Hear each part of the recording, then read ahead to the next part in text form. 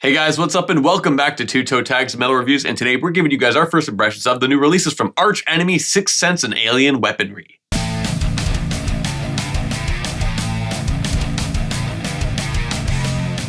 So, three bands that we've checked out quite a bit at this point, honestly, on the channel, all dropping albums today. True. And I'm going to start it off with the first album that I checked out today, which is Terra by Alien Weaponry. This is their third release. Their first record, 2, is on the Toe Tags list. It is. Amazing record. Great record. Their second record, Tangaroa, we weren't as huge on. I know you disliked it a little bit more than I did. I found a few hidden gems in there. But first thing I kind of noted when putting the record on, I'm like, it kind of sounds like the mix on this new record is a lot cleaner and more refined than the last one. I feel like they kind of went for a bit more of a muddy is the first word that comes to mind, but I don't know if that's the best way of describing it for their last record. The mix, they just tried something different. Okay. And I respected that as well, that the fact that they were at least trying different things with that one. And I feel like with this record, one of the biggest takeaways I had is that you can really just see that this band is evolving and changing. It doesn't sound like they're copying anything else that they did before. It just sounds like they're just continuously developing their identity. Yeah. First record, mainly just balls to the wall craziness. There's some melodic stuff in there as well, but it was that kind of, we're pretty fresh, new, we're hungry. Yeah. Second one is when they got a little bit experimental there, and I feel like here they really started to refine themselves as players. And I think, and we mentioned this already in, I think both reactions probably for Malmoko and 1,000 Friends, the clean vocals are so nice on this record. I think he's developed them so well. Every time he's just totally singing, love it. I think he sounds wonderful, and it's awesome to see him develop from the first record to now, that sound, that part of his sound, and it's really impressive to see that. Really, really like that. And, I was thinking about something, I don't know if you mentioned this in a reaction or just when we were talking about the band, that, this band, at least based on the singles, wasn't really tapping into the Maori stuff as much as they could. Yeah, as much as they could, yeah. Yeah. It was there, but I felt like it needed to be more. Yeah, and I was thinking about that. I think you said, without the minimal that's there, it just kind of sounds like another band. Yeah. So I was kind of thinking about that, and I'm like, I feel like a song like Malmoko kind of sounds like the evolution of the original sound. It doesn't sound just like 2, but it sounds like An evolution like the way that it developed. Yeah. So like a Maori influence applied to kind of just a general kind of melodic metal sound. So that's interesting, but I feel like that's the kind of thing where it's just your taste, right? Yeah. Do you like the way this band is kind of going in that direction or not? But I feel like there are some songs here that do go in that direction of the harder stuff. I think Tama Nui Terra, which I guess is the title track because it's in the name. Yeah. But that kind of feels like a proper development of the original sound, a little bit more ferocious. But I kind of noticed a little bit throughout this album that some of these songs sounded like Ginger songs. I don't know if you got that impression at all. I did get a little bit of Ginger, to be honest here. Yeah, I agree with Yeah, that. because I think Hanging by a Thread, I think, is a really good example. I'm listening to this thinking this is the same kind of melody Ginger would write. The syncopation's there as well. Even some of the tones they kind of use in the guitar on the song. It just, to me, I feel like I'm listening to Ginger right now. What's going on? Which, it's not really that much of a complaint because Ginger's cool, but at the same time, I'm being reminded a bit more of Ginger than I would want. I would want them to sound more like Alien Weaponry. Yeah. But there were some pretty cool songs in here. What did you think of the song with the feature? The song's okay. I felt like Randy's feature it felt a little pointless. I don't know. It didn't do much for me. At the very least, he did something other than what you'd basic expect him. But what I mean by that is he had this speaking part. Yeah. So I'm like, okay, that's neat, because a lot of Randy features is just exactly what you'd expect. Yeah, just him screaming a verse or something. Yeah, so this is a little bit more. The song is called Myself to Blame. No, it's not that one. It was the one after that. Tanihua. Myself to Blame, actually, I liked a lot. That one's the mid-album break. Yeah. I felt like it's really moving but somber, and I don't know what it was, but that song just really clicked with me on a first listen. Yeah, I felt like it was a good song too for a mid-album breather. I didn't love it at first, but it's definitely one of those songs I could see being a grower. And after a few listens, it kind of starts growing. For sure. Yeah, I thought this album was pretty good. As far as the whole Maori integration goes, that's the identity of this band. I think they did a really, really good job at not overdoing it on here. They have just enough in there to make it sound like this is a cool band with this unique feature that they have. Yeah. And they did a good job not just overdoing it and just throwing it in your face constantly, which is a really nice balance. I feel like this album overall has some good riffs. There's some nice hooky choruses that can kind of get in your ear like a little worm. It has a bit of a nu metal vibe here and there. It's got, I think the Ginger comparison, I found that too. I was kind of comparing it to Ginger, Lamb of God. These other like kind of groove metal bands, because these guys got a lot of groove. Yeah. And I feel like once you start hearing a groove, and if the riff sounds kind of similar, you're like the song Malmoko, I feel like the riff was ripped from Lamb of God, like Sacrament or something like that, or... I want to say we even mentioned that in their reaction. We might have, Reacted to that, it sounded like Lamb of God. Possible. They do a little bit of cool things with time signatures.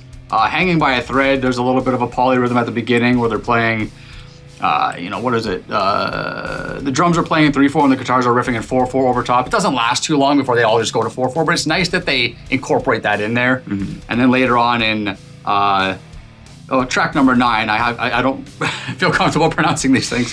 Track number 9, they're switching between 3/4, 4/4. They're trying different things, which I can always appreciate. It just keeps an album sounding fresh and not stagnating and getting stale. I feel like just overall, the album has some really nice moments, but a lot of it kind of felt like it was sweeping by. So yeah, I think I like it more than the last record, but I don't think it still reaches the level that that 2 hit. Yeah, I'm in a similar boat. It's good, but it blow me away. Exactly. Anyway, moving on, let's talk about Cross Me Twice by Sicksense. Okay. This album is supposed to come out on Valentine's Day. And it was delayed, yeah. For one reason or another, we don't know ourselves that the album was delayed, but now it's out. It's their debut LP. The only other thing they really had was an EP from a few years ago. We reacted to every single they dropped from this record, which was 5. Out of 10 songs. Out of 10 songs, which in my opinion is a problem. I'm not a fan of when bands drop too many singles, because then not only are you kind of revealing your hand as to what to expect on the album, but you also run the risk of, okay, well, I feel like I've heard everything it has to offer now, where there's no more surprises. On the flip side to that, they have to keep the hype train rolling. And when you have things like, even like especially delays in release, then like what do? You want to keep the momentum going, so it's like you release tracks every so often. I get why they did it. I agree with you though, I don't think it's a good play. Yeah. I think they should have been more strategic with how they spread them out and things like that, so yeah. So, and I kind of felt that, and we liked the singles when we were reacting to them. We reacted to all of them, and we enjoyed what we heard, but thinking about it now, like after listening to the whole thing, everything put together, the entire composition there, it kind of felt like the album started to spin its wheels. I was at a point where there are tracks that I'm hearing for the first time and I kind of already felt like I knew how they were going to go, because the rest of the tracks did pretty similar stuff. So it kind of felt like, okay, hard riff, some rapping, an amazing melodic performance by Vicky, which, regardless, she killed it. And I kind of felt like that was just most of the record, unfortunately. But I do think that Masquerade Parade, which is one of the singles, probably is the standout track. It was the one that really stood out as like, wow, yeah, this one's really good. I think it breaks the mold of that formula a little bit. Yeah. And I think that's a part of why I liked it more than the other tracks just on this first listen. But yeah, it's a well-made record and they got good stuff, but at the same time, it kind of felt a bit repetitive. And I feel like it kind of suffered a bit from basically them showing their hand for half the album. Yeah, I was having a bit of trouble with this one. I do remember liking the singles when we reacted to them. I think the videos might have played a part in it because they had some interesting videos. They did. Which also goes a long way when you're listening for the first time and reacting. The visual kind of can sway your opinion one way or the other. For sure. But listening to these tracks on the album, I didn't really feel like I was into it as much as when we reacted. Don't exactly know what it was. I feel like this is just a very accessible sounding band, or very kind of entry level, which is fine. We need bands like that, kind of gatekeep bands or whatever you call them. Kind of would get people into metal. I think this is one of those bands that kind of can be that type of thing. There are some parts that I was liking though. I think Vicky is definitely the highlight of this album. She's such a great vocalist. I've loved all her work she's done. She's just the bread and butter of this band. And I feel like people that are fans of this type of metal are in for a treat because she's just really good across the board with her harshes or cleans. All of it's really good. My favorite is from the last track, Follow Me, which we did react to as well.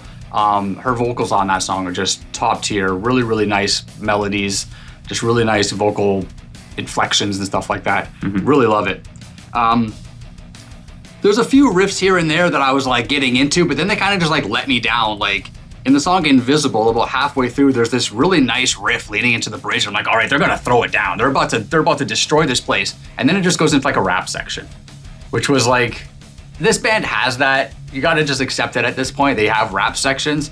But every time one of those sections came on, I felt like it detracted from the song. He's fine, he sounds good, there's nothing really particularly wrong with his style or anything like that, but it just felt like it took away from the experience for me. It's kind of like the Bloodywood record.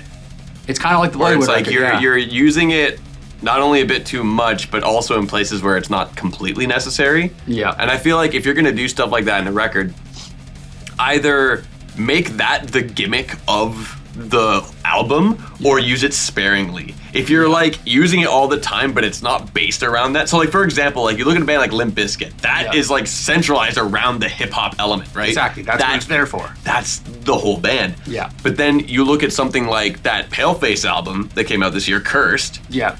The rapping was on that one song and it stood out like, whoa, what the hell, he's rapping now? But if he did that in every single song, it would detract from the album because it's like you're kind of forcing it, right? Exactly. So it's like that type of deal there. Exactly. It's a couple more songs. Masquerade Parade, I agree with you. I think it's a highlight on the album. It's got a really nice bounce to it. Almost has a bit of a genty feel, but I do feel like the song kind of loses its identity kind of halfway through. I don't know what it is. It just kind of lost me. And the song right after that, In This Carousel, I really liked the riffs on this one, which is something that I was kind of like okay with on some songs and not on other songs. It's like kind of a bit of a noodly riff. I don't know. It was a bit attractive to my ears. Good transition too. They had good transitions on the album. They had good transitions. So yeah, overall, I mean, I didn't hate it. I didn't think it was awful, but I feel like this band is for, again, it's for more like new people, I guess. It's more of a gateway band, yeah, to some degree. Gateway band, yeah. I think I said gatekeeper earlier. I knew I said the wrong word. Gateway band is the proper term. Yeah, and I think they'll do a great job at that, kind of attracting more people into the genre. And, like I said, we need bands like that. So all the power to them. They're doing good stuff. It's just not my cup of tea. So, Blood Dynasty by Arch Enemy. This is the third Arch Enemy album that we have covered on the channel. We reacted to a multitude of singles from this one. They were all, I liked with the singles from this one is that it really showed the diversity that this album brings. It did. And it opens up with the first single, Dream Stealer. Loved it when we reacted. I still love it now. I think this is an amazing way to open a record. Just out the gate, just kicks your ass. Just solid metal. So awesome. It's so hype. Oh, so good. And I think Alyssa's cleans in this album are really, really good. I think they've developed really well over the last few records. And it's not like they were ever bad. It's just like they went from a place of like, yeah, this is fine, this is good, to like, wow, like these are great performances now. Like she does a lot of really strong stuff with these tracks. And I immediately noticed that with Illuminate the Path. I'm like, oh wow, this, I like the chorus here. I know I had issue in the past with some of the choruses from this band sounding a little bit hokey with some of the melodic stuff, but I think on this record they didn't really go there. And the only song for me that kind of went there a little bit, but not really, was Paper Tiger, which is a good song on its own. That's another one of the singles. Good song on its own. I don't know if it really fit very well with the rest of what this album has to offer. Kind of feels like it sticks out a little bit, but it's not a bad song. I'm not sure if it really fits with the rest, personally. But, I mean, it felt like so much of it through. It felt like a no bullshit album. No wacky gimmicks, just like, okay, you want some hard metal? There you go. That's what you got. And it's like, and it's the good stuff. And it's the kind of band where it's simple like that. You listen to Arch Enemy, you want to hear just some kick-ass metal music. Yeah. So the quality of an Arch Enemy record kind of just depends on, are the riffs working or are they not? Yeah. And for me, they were here. Listening on a first impression, really, really like that. And I think they had some small bits here and there that were pretty cool, unique, things for the record, so it made tracks stand out. There's actually a cover on this album as well. Vive Libre. Vive Libre. It's Vive Libre. It's from a French band called Blaspheme. Yep. Never heard of that band before myself, but I thought that song was a cool cover, but I kind of wish that Arch Enemy made an original song that sounded like that. Because it felt like, okay, we want to make a song for this part of the album, but we can't really think of something. Let's cover this song, and it fits really well on our album. Yeah. I think when you mentioned that there's not, what did you say? You said there's not really anything that's Too hokey? Too hokey or too, like, I can't remember what word you used. Cheesy, perhaps? Not cheesy. I feel like there's a few things on this album that kind of like stick out, like they tried different things here and there. Oh, you mean like like Paper Tiger did? Yeah, but like Viva Libre is one of those examples where the whole song's sung in French. It's a lot more kind of toned down. It's a ballad in a sense. It's got like an old Western vibe to it that I found. And I felt like despite being a cover, it was an attempt at like their version of A Tout Le Monde. Like, and I guess the French connection is what drew me to that. But song for song, overall, they both gave me the same type of feeling, right? So I feel like that was good. I like the placement on the album for it. It's track number 9, which is close to the end for a song like that, but I think that's okay. It is. Yeah, so this album has some interesting stuff. The riffs, yeah, they deliver. The solos, they deliver. There's different things going on. Liars and Thieves was a song we reacted to as well. That was one of my top 50 tracks of the year last year. It was in my playlist. That's just an awesome song. It was a great way to close the album too. It is. And you know, it's got kind of that thrashy, hardcore type of rhythmic feel to it. Really in your face, really punchy. I like that a lot. I was getting different vibes on this. Amon Amarth vibes, a bit of Slayer vibes in some songs, right? But when you have guitar bands, like, you kind of start hearing those connections and hearing those similarities a lot of the time. Let's see. Where do I go? You talked about Illuminate the Path. I did. I thought that was a pretty good song. I didn't like the clean choruses though. That's fair. Again, that's something that can grow, but the song was on. I dig the opening riff. The groove was nice. That's one of the one that was giving me like Amon Amarth vibes. Like I felt like it was an Amon Amarth song with a different vocalist. And then the clean chorus comes on. I was like, oh, this isn't the song for that. I like that on some songs, but I felt like that wasn't the song for that to happen. Yeah. Again, I only heard it once, so maybe repeat listens, and now knowing that it's going to be there, you get a little bit of a different feel when you're aware. It's a lot more familiar as opposed to like, I like what this is. Oh, I'm not sure if I'm when it's a surprise, it's off-putting sometimes. Yeah. March of the Miscreants had some cool syncopated snare shots. He's hitting on the and of 1 and 2 in part of the groove. That stands out. I like the sound of that. I really like the opening of that track. What about the March of the Miscreants? Yeah. As funny as it seems, the groove that I got there sounded like something that Dream Theater, like Portnoy Dream Theater would do. Yeah. So I'm like, whoa, what? That's cool. The fact that Arch Enemy reminded me of Dream Theater in any way is good in my books. Yeah, true. See, I feel like, you know, this on my first listen, this was a good, solid album. I didn't fall in love with it immediately. There's songs on here that I thought were like meh, like Blood Dynasty title track, I thought was a bit of a snore. Paper Tiger, fine. A Million Suns, I thought was fine. But a lot of the other songs definitely had moments and just energy and stuff that I was like really, really getting behind. And I think there's some potential there, so good stuff. Well, we're going to review Blood Dynasty, and we're going to listen to this album nonstop throughout the entire week, and we'll be back next week to give you guys our full and final review of that album. Can Arch Enemy get it done? This is going to be the third Arch Enemy review on this channel. They are not on the 2 toe tags list yet. We'll see. They've gotten a toe tag from Vile, Will to Power. They got a toe tag from me on Deceivers. Can they finish the job? You'll have to find out next week when we review that album. Anyway, guys, that's all we got for you today. Remember to like this video if you liked it. Tell us in the comments below, what do you think of today's new releases? Anything that we did or did not cover? We love to hear what you guys have to say, and subscribe if you guys are new to the channel. I'm TV Fish. I'm Vile Self. We'll see you guys later.